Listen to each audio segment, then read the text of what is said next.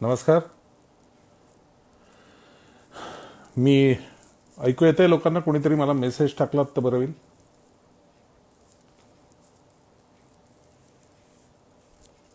Hello hello. मला कोणी message टाकेल का? ऐकू येतंय असं? म्हणजे मग मी बोलायला लागतो. ऐकू येतोय आवाज व्यवस्थित?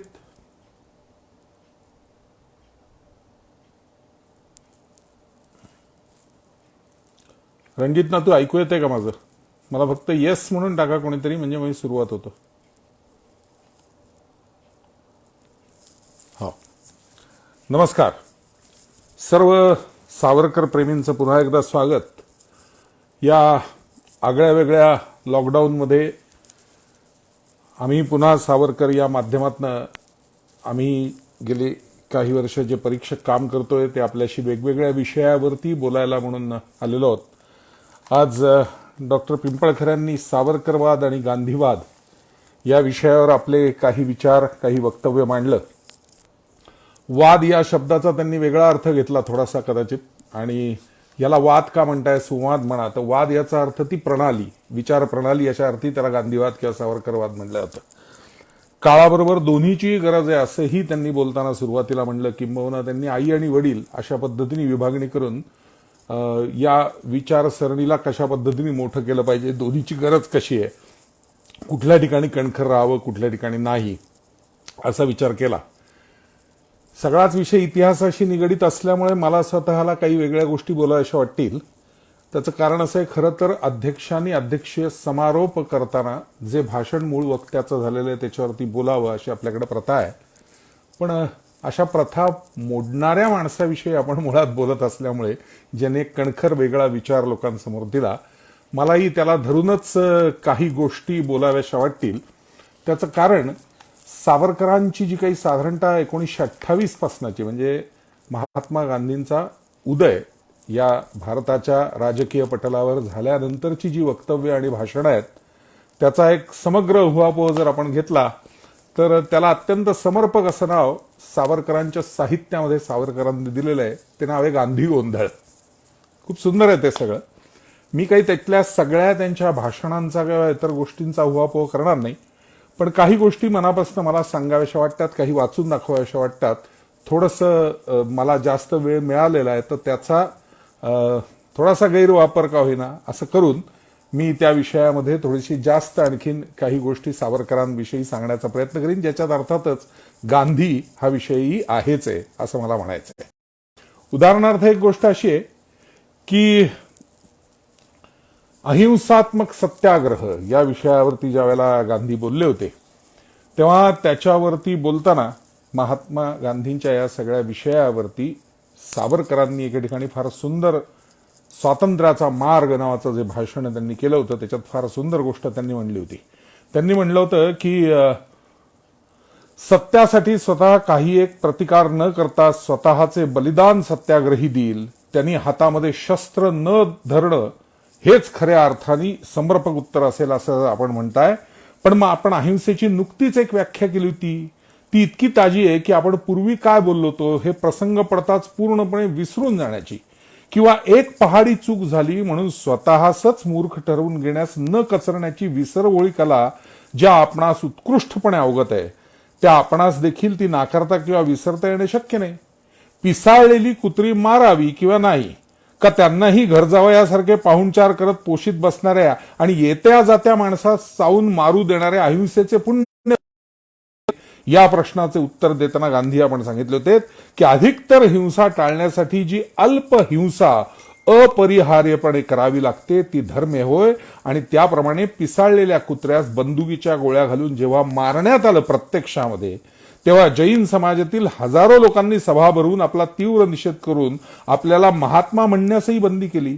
तथापि आपण हिंसेची ती केलेली व्याख्या परत घेतली नाही आणि त्या पिसाळलेल्या कुत्र्यास बंदुकीने मारण्याचा आपण निषेधही केला नाही. आणि आता मात्र म्हणता सत्याग्रही शस्त्र असे कधी धरणारच नाही, त्याला नुसते सत्य आचरित मरायचे एवढेच माहीत आहे.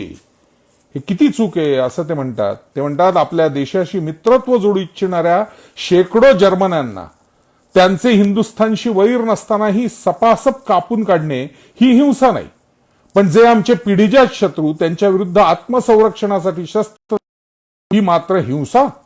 नुसते शस्त्र धरणे ही गोष्ट सत्याग्रहास लाजिरवाणी असते. मग जेव्हा स्वतःच्या जीवावर बेतली तेव्हा का सशस्त्र डॉक्टर्स बोलवून पोटावर कर्तन करून घेतलं? तुमच्या पोटात वस्तीस येऊन खाऊन पिऊन सुखी झालेल्या एखाद्या ऑस्ट्रेलियाच्या वसाहतीप्रमाणे भरभराटात जाणाऱ्या त्या रोगाणूंचे राष्ट्राच्या राष्ट्र त्या डॉक्टरच्या शस्त्रानं तुम्ही कत्तल करून टाकलत नाही का? मग ती हिंसा कशी मानवली तुम्हाला? त्या रोगाणूंच्या किंवा जर्मन्यांच्या पुढे सत्याग्रही वीरांचं जे कर्तव्य आपण सांगता तसे नुसते उभे राहून त्यांच्या कृत्याचा निषेध करीत आपण मरणी मेला का नाहीत इतका स्वच्छ विचार सावरकर अशा वेळेला मांडत असतात असं म्हणतात. त्यामुळे खरं सांगायचं तर अहिंसा, हिंसा, शस्त्र हातात धरावं की नाही या विषयावरती सावरकर आणि गांधीवाद या दोघांमध्ये सातत्याने एक दोन्ही लोकांचा एकमेकांशी असलेला आणि विशेषतः यंग इंडियामध्ये जे काही लिहिलं जायचं त्यावेळेला साबरमती आश्रमातलं त्याच्यावरती सावरकर अनेकदा कठोरपणे आपली लेखणी किंवा आपली भाषाशास्त्र जे शस्त्र जे होतं ते वापरताना सापडतात असं म्हणावंसं वाटतं. आणि त्यांनी पुढे त्यासाठी असं म्हणलेलंही आहे की आजपर्यंत अशा प्रकारची परस्पर विरोधी भाष्य आणि कार्य गांधींच्या हातून इतकी घडली आहेत की त्यांची एक गाथाच गुंतता येईल. अर्थहीन शब्दांनी आणि बुद्धिहीन अर्थांनी त्यांची वाक्यनी कार्य खचाखच भरलेली असतात. स्वराज्य, खादी, शुद्ध विदेशी स्वदेशी, असहयोग, सत्याग्रह, अहिंसा, असहकार इत्यादी शब्दांनी आज 5-6 वर्ष उभ्या हिंदुस्थानात हा एक गांधी गोंधळ माजवलेला आहे असं ते स्वच्छ शब्दात म्हणत राहतात. आणि म्हणून म्हणतात की महाराष्ट्र तरी निदान आता याला विटलेला आहे याचा विचार गांधीजींनी पुन्हा एकदा करावा. अनेक विषयांवर त्यांनी बोलणं केलेलं आहे. त्याच्यामध्ये त्यांनी आणखीन एक विषय त्यावेळेला मांडला होता की या सगळ्या राजबंद्यांना सोडण्यासाठी कुठल्याही प्रकारचं शस्त्र हाती घेऊ नका. आता नागपूरमधनं आता चालत सगळ्यांनी कलकत्त्याला जावं आणि गव्हर्नरच्या घरासमोर ठिय्या देऊन बसावं. आत्मत्याग, आत्मबल, सत्याग्रह, अहिंसा, सत्य या गोंडस नावाखाली हितशत्रू शोभण्यासारखा राष्ट्राचा जो तेजभंग आजपर्यंत करण्यात आला तो आता पुढे झाला असं ते सांगतात. कारण ते म्हणले तिथे जाऊन सांगायचं नुसतं बसून अशाने होणार आहे का काय म्हणले. त्याच्याही पुढचा एक भाग श्रद्धानंदांचा ज्यावेळेला अब्दुल रशीद यांनी गोळ्या घालून खून केला त्यानंतर दुर्दैवाने तो अब्दुल रशीद फाशीला जात असताना त्याच्या पूर्वी महात्मा गांधींनी त्याला भाई या शब्दामध्ये त्याचा उल्लेख यंग इंडियामध्ये केला होता आणि त्या विषयावरती प्रचंड चिडून सावरकरांनी त्यावेळेला भाषण केलेलं होतं. गांधीजी आणि हे दुधखुळे हिंदू या विषयावरती अत्यंत तिरकस भाषण करत असताना सावरकरांनी फार छान लिहिलं होतं. ते म्हणतात हे हिंदू लोक किती दुधखुळे आहेत. भाई अब्दुल रशीदचा पक्ष म्हणण्यास गांधीजी पुढे सरसावलेले पाहून विचारतात जर अब्दुल रशीद भाई आहे तर मग गोपीनाथ सहाला गांधीजींनी पटकन असे भाई म्हणून का म्हणले नाही. जर अब्दुल रशीदचा प्रश्न मांडणं हे न्यायाचं आहे आणि महात्म्याच्या भूमिकेस अत्यंत सुसंगत होय तर गोपीनाथ सहाचा पक्ष मांडण्यास ते इतक्या तत्परतेने तर अगदी ती बातमी ऐकताच गहिवरून पुढे का आले नाहीत. इतकंच नाही तर गोपीनाथ सहाचे नाव जरा ममत्वाने उच्चारताच देशबंधू दासांवर आग पाखडण्यास ते का प्रवृत्त झाले. आणि याच्या पुढचा भाग असा आहे की यंग इंडियामध्ये एका क्रांतिकारक हिंदूनं महात्माजींना प्रश्न विचारला होता आणि बोलताना असं म्हणला होता की आम्हा हिंदूंच्या नसात प्रतापाचं आणि शिवाजीचं रक्त खेळतंय. तेव्हा गांधींनी सात्विक संतापानं उसळून उत्तर दिलं होतं. हा विषय मुद्दाम लक्षात ठेवण्यासारखा आहे कारण हीच स्वरूपात उपलब्ध आहे की छट तुमच्या आणि माझ्या अंगात प्रतापाचं आणि शिवाजीचं रक्त नाही. हिंदू लोकात जाती जाती भिन्न असल्याने राजपुताचं आणि मराठ्याचं, ब्राह्मणाचं आणि बनियाचं रक्त असं कसं म्हणता येईल. आता हे त्यांनी म्हणत असताना हे महात्मापणाच्या दिव्य शोभा आणणार आहे का असं सावरकर स्वच्छ शब्दात विचारतात. पुढे असं म्हणतात विसंगततेचा एक आक्षेप आहे की जातीभेदामुळे बेटी व्यवहार बंद असल्याने जर हिंदू लोकांस माझ्यात प्रतापाचे, शिवाजीचे, वशिष्ठाचे किंवा श्रद्धानंदाचे रक्त वाहत आहे असे म्हणता येत नाही तर मग त्याच जातीतून बाटून गेलेल्या मुसलमानांचं रक्त माझ्या अंगात आहे ते मुसलमान माझ्या रक्ताचे भाऊ आहेत हे तरी कसं म्हणता येईल. पण या विसंगततेकडे गांधीजी स्वतःच कानाडोळा करतात असं सावरकर स्वच्छ शब्दात म्हणत राहतात. कोणता धर्म शांती प्रधान आहे या विषयावरती सुद्धा गांधी आणि सावरकर या दोघांमध्ये प्रचंड वाद त्या काळामध्ये झाला होता. आठवत असेल तर इस्लाम धर्म हा शांततेचा धर्म आहे असं गांधींनी त्यावेळेला विधान केलं होतं. खरं तर अत्यंत धाडसीपणाचं ते विधान आहे असं सावरकर त्यावेळेला म्हणले होते, कारण त्यांनी असं म्हणलं होतं इस्लामचा इतिहास अगदी वरवर जरी पाहिला तरी असं विधान कोणीही करू शकणार नाही. आणि मग संपूर्ण इस्लामचा इतिहास सावरकरांनी त्यावेळेला मांडला. आणि पुढे त्यांनी असं म्हणलं होतं की महात्माजी इस्लामी धर्माची वकिली करून म्हणतात की इस्लामची तलवारीशी जरा अधिक सलगी आहे खरंय, परंतु ते परिस्थिती दोषाचं फळ आहे असं त्यावेळेला गांधींनी म्हणलं होतं. त्यावेळेला सावरकरांनी असं विचारलं होतं की अशी कोणती परिस्थिती आहे की हे महत्वाचं गौप्य गोपन मात्र महात्माजींनी गुप्तच ठेवलंय. जर परिस्थितीचाच हा दोष होऊ शकतो तर मग तो सर्वांना सारखा लागू असला पाहिजे आणि त्याप्रमाणे मग हा दोष मुसलमानांच्या हत्याकांडाच्या वणव्यामध्ये मराठे, राजपूत, शीख यांनाही जडावयास पाहिजे होता. परंतु मराठ्यांनी स्वराज्य स्थापल्यावर आणि साम्राज्य वाढवताना आणि ते वाढवल्यावर किती मशिदा पडल्या, किती मुसलमान बळाने हिंदू केले याचा काही इतिहास महात्माजींजवळ आहे का? एकही मशीद मराठे राजपूत यांनी पाडली नाही किंवा एकाही मुसलमानास बलाने हिंदू केले नाही. मग कोणता धर्म शांततेचा, इस्लामी का हिंदू, असं स्वच्छ शब्दात ते विचारतात. त्याच्या पुढचा एक रेफरन्स नंतरच्या काळामध्ये मुद्दाम सावरकरांनी दिलेला आहे तो असा आहे की बॅरिस्टर अमीन यांचं दिल्लीमध्ये कडकडीत मोठं भाषण झालं होतं.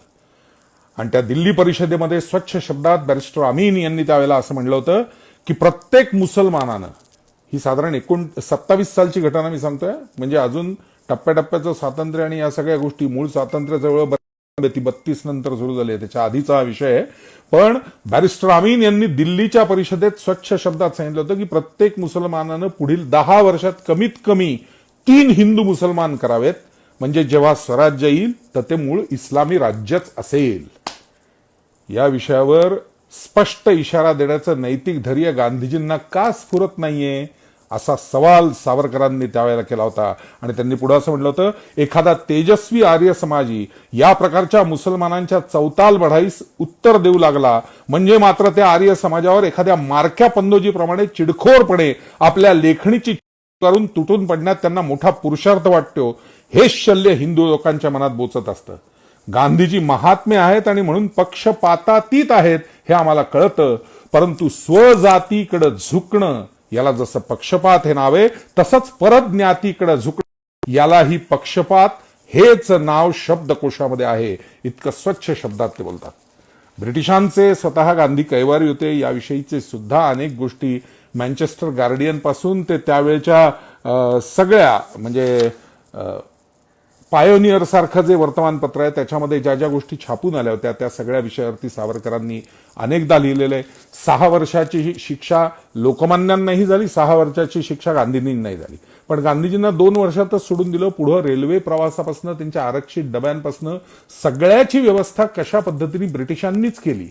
आणि मँचेस्टर गार्डियननं कसं स्वच्छ शब्दात मिस्टर गांधींचा महात्मा गांधी प्रत्येक ठिकाणी उल्लेख करून करायला लागले आणि आपलं राज्य बळकट आणि व्यवस्थित राहण्यासाठी गांधींची कशी गरज आहे हे कसं छापून आणलं, या सगळ्यावर सावरकर सातत्याने बोट ठेवत राहतात, बोलत राहतात, लिहित राहतात.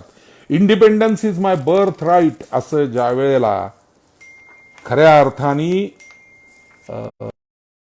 अधिवेशनामध्ये बोललं गेलं तेव्हा त्यानंतर मात्र आश्चर्य वाटेल आपल्याला, या इंडिपेंडन्स या शब्दावर स्वतः गांधींनी आक्षेप घेतलेला होता. आणि त्याचं कारण त्यांनी या शब्दात सांगितलं होतं की इंडिपेंडन्सला मला स्वदेशी शब्द सापडत नाही.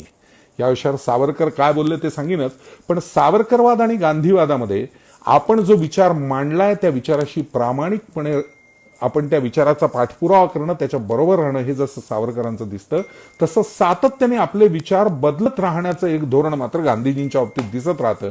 हे का घडलंय माहित नाही. यातली शेवटची घटना एक अत्यंत इंटरेस्टिंग किस्सा जो पुण्याशी आणि एका उद्योजकाशी निगडित आहे गांधींबरोबरचा, तो मात्र मी शेवटी मुद्दाम सांगेन.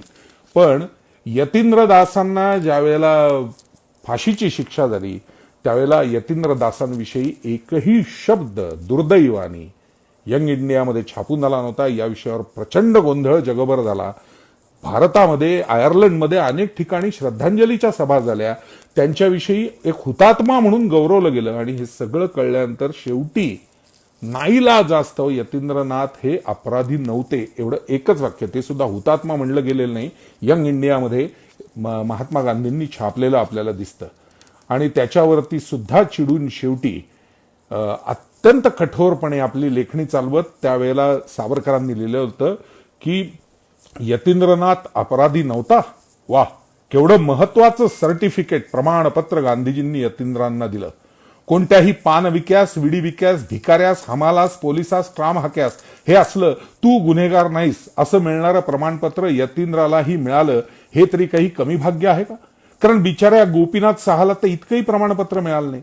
त्याच्या उदात्त देशभक्तीचे आणि प्राणदानी धैर्याचं कौतुक उभा बंगाल भर प्रांतिक परिषदेत एका स्वतंत्र ठरावानं करत असताना महात्मा गांधीजींनी मात्र या यंग इंडियात, तरुण भारतात लिहिलं होतं की गोपीनाथ साहासारखे हे हिंसक क्रांतिकारक मूळचेच गुन्हेगार आहेत. त्यांच्या हेतूची देखील वाखाणणी करणं पाप आहे. पण त्यावेळी या तोंडून निघालेल्या मुक्ताफळांची सर्व राष्ट्राकडून जी शोभा करण्यात आली, त्यामुळे यावेळी हुतात्मा यतींद्रनाथ गुन्हेगार म्हणण्याइतके तरी भ्याड धाडस गांधीजींना करवलं नाही. हेही या यतींद्रनाथांचं काही थोडं भाग्य आहे का? अशा लेखणीद्वारे स्वतः सावरकर त्यावेळेला बोलत राहतात.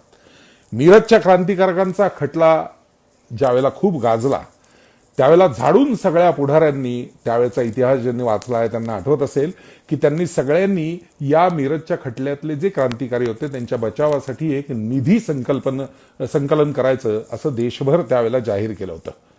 दर आठवड्याच्या वैयक्तिक खटल्यात न्यायाचा योग्य लाभ सर्वांना मिळावा म्हणून सरकार व्ययानेही वकील दिला जातोच की, त्याप्रमाणे हे आम्ही करतोय आणि त्यातून एक वकील दिला जावा असं म्हणलं होतं.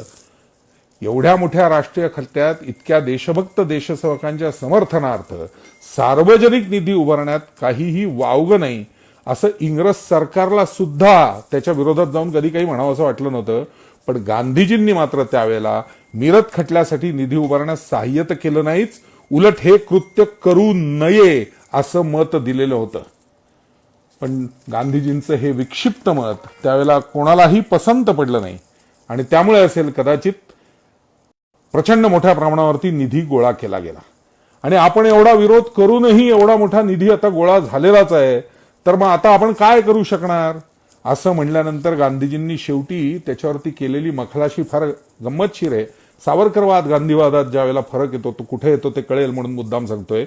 मीरजच्या बंदिवानांच्या खटल्यासाठी सार्वजनिक निधी उभारू नये असा जो मी विरोध केला त्याचं खरं कारण असं की मीरजचा खटला चालवण्यास कुणीतरी थोर वकील आपणहूनच पुढे यावा असं त्यावेळेला गांधींनी केलेलं विधान होतं. मग हे स्वच्छ शब्दात आपल्याला लिहावंसं का वाटलं नाही? कोण विरोधात जाणार होतं तुम्ही जर असं लिहिलं असतं तर? उलट तुमच्यासारख्या एका बॅरिस्टरने लिहिलं म्हणून आणखीन काही चांगली लोक त्या विषयात पुढे आली असती. अगदी तुम्ही आर्थिक मदतच करायला पाहिजे होती निधीत असं नाही, पण तुमच्या लेखणीने तरी हे करायला पाहिजे होतं असं सावरकर म्हणतात आणि काही चूक नाही. आणि म्हणून शेवटी चिडून त्याच्यावरचा अग्रलेख लिहिल्यानंतर शेवटच्या वाक्यात त्यांनी फार सुंदर म्हणलं होतं. त्यांनी असं म्हणलं होतं की गांधीजी च्या ताज्या अंकास इथून पुढे बॅक नंबर म्हणतात, यंग इंडिया न म्हणता ओल्ड डाईंग इंडिया असं नाव आता इथून पुढे देऊन टाका, कारण सगळे विचार अत्यंत बुरसटलेले आणि काळाला बरोबर नसणारे तुम्ही आता लिहायला लागलेले आहात. अशा अनेक ठिकाणी त्यांनी म्हणलेलं आहे.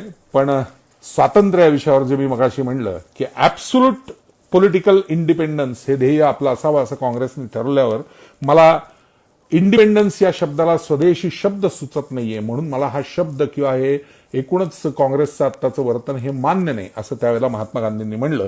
आणि त्यावेळेला स्वातंत्र्याचे ऍब्सोल्यूट पॉलिटिकल इंडिपेंडन्सचे ध्येय का नसावे याविषयीचं एक कारण म्हणून गांधींनी असं म्हणलं, स्वदेशी प्रतिशब्द नाही. त्याच्यावरती सावरकर म्हणतात याला म्हणतात भाषाशास्त्र. आणखीन एक गांधींचं विधान ते इथं उद्धृत करतात, गीता हे केवळ रूपक असून त्यात निरपेक्ष अहिंसा शिकवली जात आहे आणि भारतीय युद्धविद्या असं काहीच झालेलं नाही. असा एक ऐतिहासिक शोध गांधींनी पूर्वी एका लेखात लावला होता. तर हा शोध देखील त्यांच्या या नव्या शोधानं मागं टाकला असं ते म्हणतात. जसे गांधी जाडे इतिहास शास्त्रज्ञ आहेत तसेच भाषाशास्त्रज्ञ खरे. आणि पुढे ते म्हणतात, समजा इंडिपेंडन्स शब्दाला स्वदेशी शब्द नाही तर तेवढ्यासाठी स्वदेशानं स्वतंत्र होऊच नये का? स्वदेशी शब्द नव्हता, मग पार्लमेंटची पद्धत गांधीजींना कशी पसंत पडली? महाराष्ट्रातल्या एखाद्या हायस्कूलातील कुणी फाटका विद्यार्थी इंडिपेंडन्स म्हणजे स्वातंत्र्य हा प्रतिशब्द महात्माजींना शिकवण्याची कृती करेल का असं सावरकर स्वतः विचारतात. मला स्वतःला असं वाटतं की अशा अनेक ठिकाणी गांधीवाद आणि सावरकरवाद यामधला हा भेद स्वच्छ रूपाने स्पष्ट होतो आणि अनेक ठिकाणी तो दिसतही राहतो. त्याचं कारण असं आहे की जर उद्या चुकून ही स्वातंत्र्याची चळवळ यशस्वीच झाली आणि इंग्रज हा देश सोडून गेलेच तर काय होईल याविषयी बोलताना अत्यंत भ्रामक आणि चुकीचं विधान गांधींनी केल्याची नोंद स्पष्ट शब्दात दिसते. 13 ऑक्टोबर 1940, मी सनावळी सकटच बोलतोय मुद्दाम, त्यातल्या हरिजनमध्ये त्यांनी एक लेख लिहिला आहे. त्या लेखामध्ये गांधींनी स्वच्छ शब्दात हैदराबाद नावाचा तो लेख आहे आणि त्या लेखामध्ये गांधींनी अत्यंत स्वच्छ शब्दात असं म्हणलं होतं की हिंदुस्थानचं भवितव्य कोणकोणत्या मार्गांनी ठरण्याची शक्यता आहे यासंबंधी बरीच राळ उडवून झाल्यानंतर त्यातून त्याची निष्पत्ती काय दाखवली तर हिंदुस्थानातील ब्रिटिश युद्धामुळे उलथून पडली आणि दुसऱ्या कोणी अहिंदी जागतिक सत्तेने ब्रिटिशांचं ते स्थान लगेच घेतलं नाही तर हिंदुस्थानात अर्थातच अंतर्गत अराजकता माजेल. त्यावेळी हिंदुस्थानातील सर्वात बलाढ्य असलेली सत्ताच हिंदुस्थानवर आपलं वर्चस्व स्थापील. ती सत्ता गांधींच्या मते दुसरी तिसरी कोणी नसून हैदराबाद ही आहे. ते म्हणतात इतर सारे लहान थोर संस्थानिक अखेरीला या निजामाच्या बलाढ्यतम सत्तेला शरण जातील. निजाम हिंदुस्थानच्या सम्राट पदावर विराजमान होईल. याला अर्थातच सावरकरांनी अत्यंत कडकडीत उत्तर दिलं होतं. त्यांनी या शब्दात म्हणलं होतं की औरंगजेब इथंच जन्माला आला होता, इथंच वाढला, म्हणून त्याच्या कारकिर्दीकडे स्वराज्य या पद्धतीने हिंदूंनी पाहायला पाहिजे होतं का त्यावेळेला, का बघितलं होतं त्यावेळेला त्याच्या विरोधात जाणाऱ्यांनी. हे सगळे तात्विक जे काही संदर्भ तुम्ही देताय सगळे चुकीचे आहेत असं सावरकर म्हणत राहतात. आणि सावरकरांनी त्यांच्या एका उत्तम लेखाचा त्याच्यावरचा उल्लेख करताना शेवटी असं म्हणलं होतं, अमीर अमानुल्ला प्रमाणे निजामाची गत होय म्हणून ईश्वरानं त्याचं रक्षण करावं असं तुम्ही जर म्हणत असाल खिलाफतवाद्यांच्या बरोबरीने तर एकच सांगतो, स्वतंत्र हिंदुस्थानचे सम्राट हिज हायनेस निजाम नव्हेत, his majesty the king of Nepal होतील, कारण ते हिंदुत्ववादी आहेत असं सावरकरांनी त्यावेळेला त्याविषयी म्हटलेलं होतं. अशा अनेक वेगवेगळ्या गोष्टींमधनं त्या सगळ्याचा भाग त्यांच्या पुढे येत राहतो आणि म्हणून आपल्याला सातत्याने दिसत राहतं की प्रत्यक्ष कृती आणि उक्ती या दोन्ही मधला जो फरक आहे तो सातत्याने हे करताना दिसत राहतो. आणि कृती कशी श्रेष्ठ असते आणि कृतीनीच कसं जगभर उत्तर सगळ्यांनी दिलेलं आहे आजपर्यंत. जे जे लढवई येऊन गेले जर्मनीपासनं, आयर्लंडपासनं, मॅझिनीपासनं, मुसोलिनीपासनं या प्रत्येकाची उदाहरणं सावरकर सातत्याने देत राहतात. आणि तो भाग जास्त महत्वाचा आहे असं मला स्वतःला म्हणावंसं वाटतं. कारण एक गोष्ट अशी आहे, लाहोरमध्ये त्यावेळेला एक पुतळा होता आणि नीलचा पुतळा, आणि तो काढून टाकण्याविषयी बरीच चर्चा चालली होती. आणि त्याच्यावरती सगळ्यांनी असं म्हणलं की सत्याग्रही पद्धतीने सगळं स्त्री पुरुष बायका सगळ्यांनी त्या पुतळ्यापाशी जमावं आणि तिथं जाऊन घोषणा द्याव्यात. आणि मग काय त्यांनी गोळ्या घातल्या की सगळ्यांनी मरावं का असं सगळं झालेलं होतं. आणि एक दिवस एक मनुष्य मनाशी म्हणाला, एका 4 हाताला दगडाला हलवण्यासाठी सारं लाहोर जमवायचं काय, तर म्हणे गोळा झाडानं आम्ही मारायचं, दिवसा ढवळा पोलिसांच्या पुढे उभं राहून हे सांगावं की मी हा पुतळा फोडण्यास आलोय, पकडा मला, आणि पकडलं जावं आणि 4 वर्ष 40 जणांनी तुरुंगात मचावं. एक 4 हात दगड हलवण्यासाठी वार आहे सत्याग्रह, हे सगळे नुसते बोल झाले, हे काही मला मान्य नाही. आणि म्हणून मग कुणीतरी एका मनुष्यानं, म्हणजे एका इंग्रजी पत्रात ही बातमी आली, कुणी दुष्ट मनुष्यानं काल रात्री पोलीस बेसावत असता गुप्तपणे त्या पुतळ्यावर चढाई करून त्याच्या हातातील भांडणाचं मूळ असलेली तलवारच मोडून त्या पुतळ्याचा एक पाय घोड्याचा तोडून तो विद्रूप करून टाकला. आता विद्रूप पुतळा ठेवायचा कसा, म्हणून मग शेवटी तो झाकून त्याची नंतर व्यवस्थित तो म्हणजे चौथऱ्यापासून काढून त्याची रवानगी करण्यात आली. बोल आणि कृती याच्याविषयीची काही उदाहरणं सावरकर अशा पद्धतीने सातत्याने देत राहतात की हे कसं योग्य आहे. आणि मग अशा वेळेला धटिंगन स्वयंसेवक जर मनाशी म्हणाला असता, असं सावरकर म्हणतात की वा, दगडाला दुखावत, इतके बरे झाले की नीलच्या पुतळ्यालाच दुखापत करणे हिंसा की अहिंसा, इतकंच त्यानं विचारलं. हो, नाहीतर दगडांचा प्रश्न उत्पन्न होऊन घराच्या पायरीवरही तिच्या दगडाचा अपमान होऊ नये म्हणून पाय देऊन न चढता डोके ठेवून डोक्याने चढत चला अशी टूम निघायची, असं सावरकर स्वच्छ म्हणत राहतात. बोल आणि कृती याची आणखी काही उदाहरणं त्यांनी दिली आहेत. स्वामींना मारल्यानंतर अब्दुल रशीद ज्यांनी तो खून केला होता गोळ्या घालून, त्याच्या बाबतीत भाई अब्दुल असा शब्द गांधींनी वापरला. आणि त्या भाई अब्दुल रशीद यांनी असं म्हणलं होतं, मी स्वर्गात जाण्यास उत्सुक आहे, मला मरण्याचं भय नाही, कारण या काफराला स्वधर्म शत्रू म्हणून मी मारलाय. हे त्याचे बोल झाले. पण जेव्हा मरण कोठडीच्या दाराशी येऊन त्याला स्वर्गाकडे नेण्यासाठी आली की चलिये गाजी, तेव्हा तो अब्दुल भयानक भिवू लागला. त्याला ताप चढला, वेड्याचं ढोंग करू लागला. मग शहाण्यासारखाचा अर्ग करू लागला की सरकार दया करा, मला मरण्याच्या पंजातून सोडवा वगैरे वगैरे. आणि मग अक्षरशः शेवटी तर त्याचं वर्णन आहे की तो काळा ठिक्कर पडला होता त्या जेलमध्ये. पण तीच गोष्ट इच्छेची आणि पुरचीची असते ना. ही कृती झाली आता त्याची. अब्दुल फाशी गेला तेव्हा सगळ्या त्या तत्कालीन मुसलमानांची अशी इच्छा होती की 50,000 लोकांसह तो गाझी झाला, त्यांनी मारलं. गाझी ही एक पदवी आहे कुराण शरीफनुसार, आपल्याला माहिती असेल. आणि आपण ज्याला अकबर म्हणतो, शहनशाह अकबर, की किती तो धर्म प्रेषित आणि दयाळू वगैरे होता, तर अकबराला ही गाझी पदवी होती बरं का. आणि गाझी याचा मूळ अर्थ लोकांनी जरा समजून घेतला पाहिजे. गाझी अर्थ एका तलवारीत किंवा एका क्षणात जो काफराचा मुंडकं उडवतो किंवा त्याचा मृत्यू घडवतो त्यालाच फक्त गाझी म्हणलं जातं. तर तीच गोष्ट इच्छेची आणि पूर्तीची. हा अब्दुल फाशी गेला, 50,000 लोकांचा या गाझीच्या प्रेताला एखाद्या सुलतानाच्या प्रेतासारखा सन्मान देऊन मिरवून शास्त्रोक्त कब्रस्थानात पुरायचं आणि त्याच्या पुढे कदाचित वेळ आली तर ताजमहालसारखं काहीतरी बांधायचं, अशी त्यांची इच्छा होती. म्हणून मग अब्दुलचं प्रेत त्यांनी हिसकावून घेतलं आणि त्याला मिरवत घेऊन जायला लागले. ब्रिटिशांनी काय केलं असेल, मशीन गन्स आणि बायोनेट्सनी त्या सैनिक वंदना दिली होती तशी वंदना द्यायला तिथे गेले. ती रागीट गुरगुर एकदा बंदुकींची जेव्हा हवेत झालेली ऐकू आली ना, तेव्हा हे सगळे 50,000 धर्मवीर त्या गाझीचं प्रेत टाकून जीव खाऊन पळत सुटले. ज्यांनी वचन दिलं होतं की बाबा फाशीतून सुटका करू शकला नाही स्वतःची तो, पण कब्रस्थानात ज्या पुरू त्याला आणि मग बघा आम्ही कसा स्वर्गाची दारं उघडणार आहेत वगैरे असं म्हणला होता. आश्चर्य वाटेल, जवळजवळ 1.5 तास बेवारशाप्रमाणे त्याचं मढं पडलं होतं. कुणी धीट उभा राहिला नाही. शेवटी सरकारी इतमामात जिथं चोर डाकू हत्यारांना पुरलं जायचं अशाच ठिकाणी त्याला तिथं आत आणून पुरलं गेलं. सावरकर म्हणतात, लाईक अट्रॅक्ट्स द लाईक. जातीत जात मिळते आणि मातीस माती. मला स्वतःला असं वाटतं की सावरकरांचे हे सगळे विचार थोडे वेगळ्या पद्धतीने सातत्याने जात राहतात. गांधींचे विचार, कृती आणि उक्ती याच्यामध्ये मात्र सातत्याने फरक येत राहतो. त्यातली एक अत्यंत इंटरेस्टिंग घटना माझ्या वाचनात आली होती, तेवढी मात्र मुद्दाम मी तुम्हाला सांगू इच्छितो. मराठी उद्योजकतेमध्ये ज्यांचं नाव अत्यंत आदराने घेतलं जातं असे एक उद्योजक म्हणजे स्वर्गीय शंतनूराव किर्लोस्कर.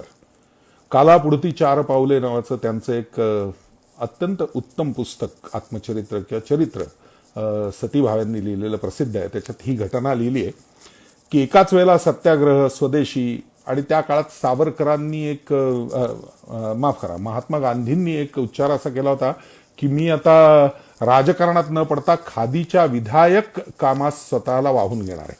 आणि याचं एकमेव कारण त्यांच्या विचारांशी कोणी त्यावेळेला फारसं जुळताना दिसत नव्हतं, म्हणून ही विधानं त्यांनी केली होती. म्हणजे मी नाव न घेता म्हणजे कोणाचं नाव न घेता सांगतो, आमच्या इंडस्ट्रीत काही लोक असतात ना की मी आता रिटायर्ड होतोय असं एकदा म्हणलं की बदा परत काम येतात की अरे बाबा हा रिटायर्ड होतोय, शेवटची काही कामं देऊन बघा, मग पुन्हा कार्यरत होतात.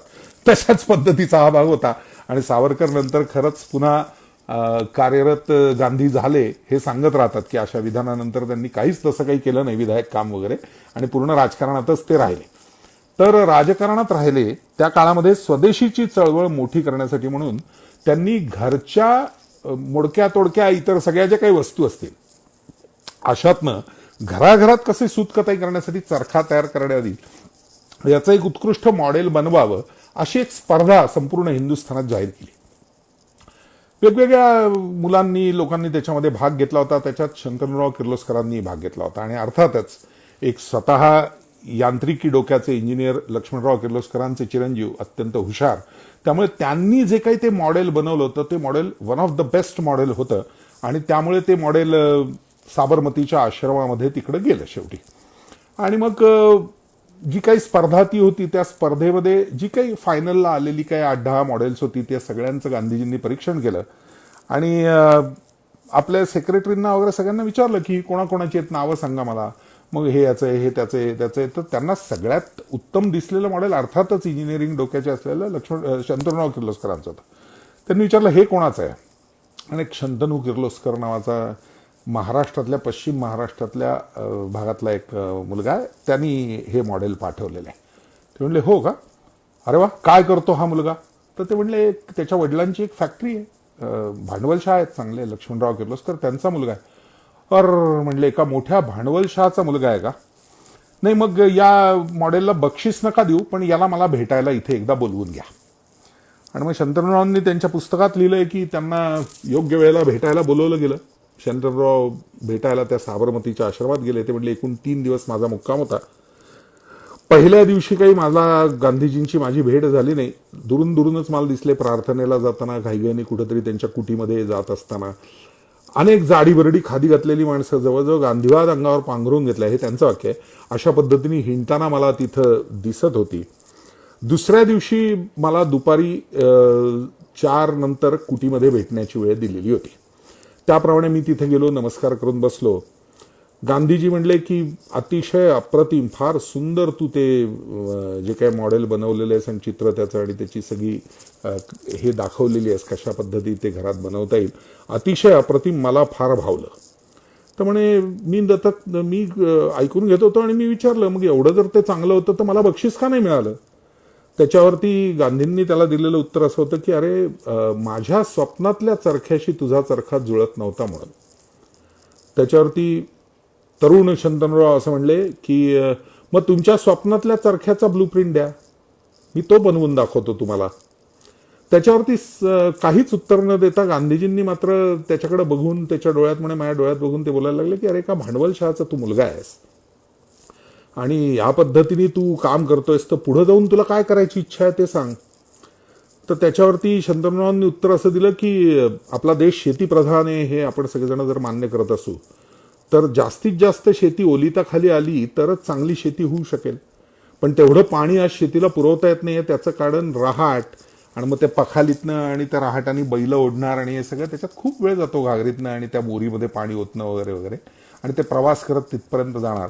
हे जास्त उपसा चांगल्या पद्धतीने कसा होऊ शकेल याच्यावर विचार करत असताना माझ्या असं लक्षात आलं की आपल्याकडंच सगळे पार्ट्स बनवता येतील अशा पद्धतीचं, स्वदेशी पद्धतीचं एक डिझेल इंजिन विहिरीवरती बसवावं, अशी माझी इच्छा आहे आणि त्याचं डिझायनिंग मी सध्या करतोय.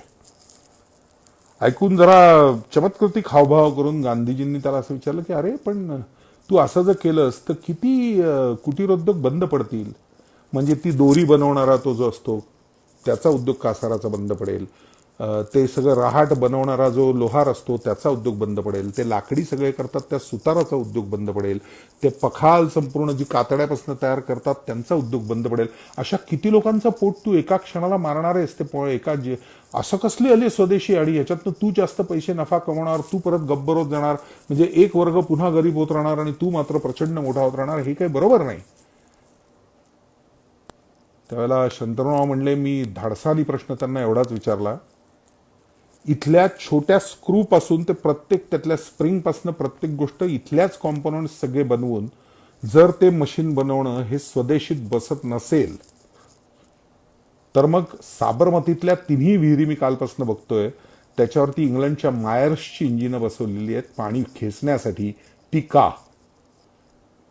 आणि पुढचं वाक्य शंतनूरावांनी असं लिहिलंय, सावरकरांनी, गांधीजींनी आपल्या पंचायतनातनं आपलं ते विशिष्ट पद्धतीचं चेनचं घड्याळ होतं ते बाहेर काढून बट्टी दाबली, ती डबी उघडली, आतमधली त्यांनी वेळ बघितली, मुठीत बंद केलं घड्याळ आणि ते आत ठेवत परत असं म्हणाले, माझी प्रार्थनेची वेळ झाली आहे, मी निघतो.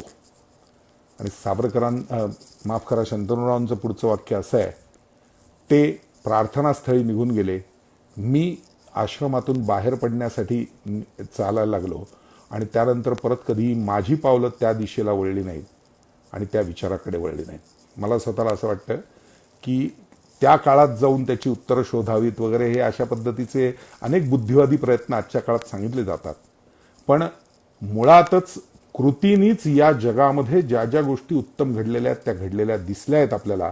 ती कृती बेहिशेबी होते तेव्हा त्याचा अत्यंत बेतालपणा होतो आणि त्याच्यातून अनेक वाईट गोष्टी अनुभवतात, हे आपण पाहिलेलं आहे. पण जेव्हा कृती अत्यंत विचारपूर्वक ध्येयनिष्ठ पद्धतीने केली जाते तेव्हाच त्याची अमृत फळं आपल्याला मिळत असतात. हे सावरकरांनी अनेक उदाहरणातून दाखवून दिलं होतं आणि तो सावरकरांचा ध्येयवाद घेऊनच आपल्याला पुढे जावं लागेल. आत्ताच्या काळातले घेतलेले अत्यंत महत्वाचे काही निर्णय बघितलं तर त्याचा पाया कुठेतरी सावरकरवादाशी आहे असं म्हणावं असं वाटतं. 70 वर्ष चर्चाच होत होती की काश्मीर प्रश्नावरती. प्रत्यक्ष कृतीमध्ये आल्या त्याच्या विरोधात जाणाऱ्यांना कुठेतरी तुरुंगात, काही काळ बंदिवासात, विजनवासात ठेवणं, 370-35 घालवणं, हा विचार कृतीत आल्यानंतर आणि समर्थपणे कठोर पावलं उचलल्यानंतरच प्रत्यक्षात आला. आज हिंमत नाहीये कोणाची आता बोलायची. अनेकांनी सांगून टाकला हा देशाचा अंतर्गत प्रश्न आहे भारताचा, याच्यात कोणी बाहेरच्यांनी पडू नये, आणि आपणही तेच उत्तर दिलं आणि आता तो प्रश्न निकाली निघाला. CA NRC तसंच काही कारणात निकाली निघणार. माझं तर मत पुढचं आहे, सावरकरांचा ध्येयनिष्ठ हिंदुवाद जर खरंच आणायचा असेल आपल्याला, तर कधी ना कधीतरी मी अपेक्षा करतो की सावरकरांच्या त्या विचारांना फळं उशिराने का होईना येतील. ते म्हणजे हे सर्व धर्म समभाव, सेक्युलरिझम वगैरे या सगळ्यातनं आपण बाहेर पडून एका समर्थ हिंदू राष्ट्राच्या दिशेने जात असताना एकच कायदा सर्वांसाठी ज्या दिवशी होईल तो दिवस भारतासाठी सुदिन असेल. हा विचार सावरकरांनीही पूर्वी मांडला होता की जगाच्या नकाशावरचा सर्वोत्तम हिंदुत्ववाद हा आमच्या देशात आहे, आणि म्हणून जिथे जिथे इस्लामी आणि इतर आक्रमणं झाली त्या लोकांना आपण सामावून घेतलंय. इतका वैश्विक हिंदुत्ववाद आपल्या ते वसुधैव कुटुंबकम या शब्दानुसारचा तो वैश्विक हिंदुत्ववाद मोठा करायचा असेल तर जगाच्या नकाशावर फक्त आपला देश आता हिंदुत्ववादी उरला आहे, आणि तो सावरकरांच्या विचारांवर, सावरकर वादावरच पुढे जाऊ शकतो. असा अध्यक्षीय समारोप करताना मला म्हणावंसं वाटतं, त्या सावरकरांच्या विचारांना खऱ्या अर्थाने मनपूर्वक या निमित्ताने नमन. धन्यवाद.